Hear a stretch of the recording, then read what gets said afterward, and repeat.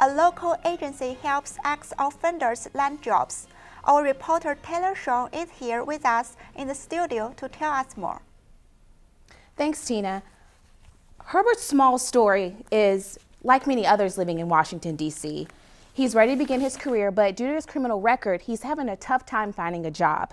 An agency in Washington, D.C. is giving him a second chance. I lost, everything. So now it's just about me building it back up.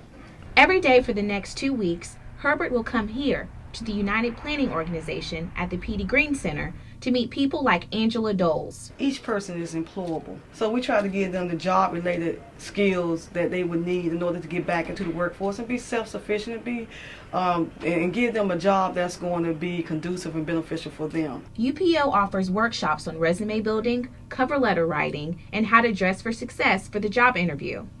I'm doing it for myself, so I'm self-motivated to complete and to actually do it. By the end of the program, many participants land jobs. Herbert hopes to find work as a weatherization technician, making homes more energy efficient.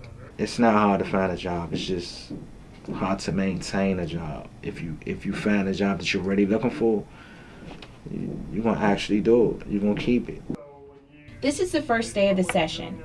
Many of the participants have backgrounds similar to Herbert, but they are hopeful for a second chance. I don't want just a job. A job, you can get a job. I want a career.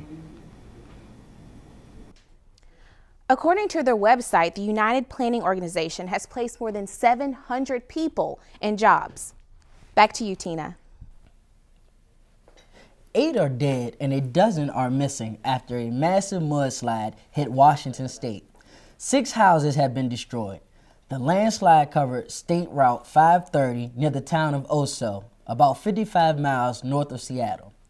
Search and rescue teams took the helicopters in hopes to find survivors in areas covered by thick mud that acted like quicksand.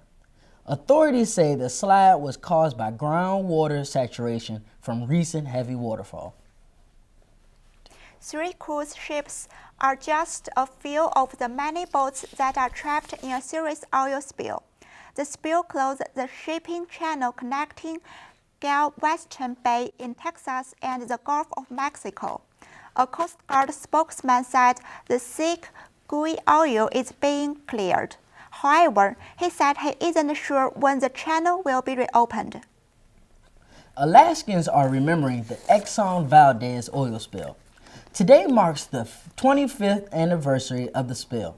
Former Mayor John Devens worries that the region is vulnerable. He says the lessons learned from Exxon Valdez will fade with time. On Thursday, President Obama will visit Pope Francis at the Vatican. This will be the first time that they meet. Your email may become a little more secure. Google is beefing up its security to make massive surveillance of Gmail nearly impossible. It's not quite NSA proof, but it's close. Google officials say the increased protection is in response to disclosures about government surveillance made by former NSA contractor Edward Snowden. DC lottery players are having fewer chances to win. The DC Council failed to select a winner to print the scratch tickets.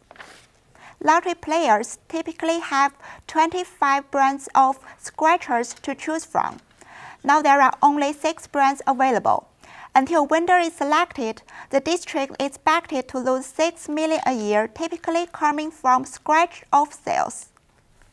The Washington Monument was closed in 2011 after the earthquake. In the season of Cherry Blossom Festival, here are some new updates of the monument. Our reporter Lola Yang has more. It has been 2 years since the Washington Monument closed for repairs because of the earthquake. Workers are still removing the scaffolding and rebuilding the landscape. Although the exact date wasn't sure yet, the National Park Service said the monument will reopen for tourists in May. Because of the spring break and Cherry Blossom Festival, the tourist season is here already. However, they can only look from the outside the fence and take pictures. My family and I are from Clearwater, Florida, kids are out for spring break, so we took a road trip, and here we are, looking and viewing all the monuments. In the past, people can go inside the monument and ride an elevator or climb stairs to the top. Maybe in a couple of summers we'll come back, or we'll check and make sure it's open before we drive 14 hours. Some tourists are not disappointed at the close. They enjoy the monument's look from far away. It's very beautiful. I like America, I like Washington, D.C. Reporting for District Wire News in Washington, I'm Lola Young.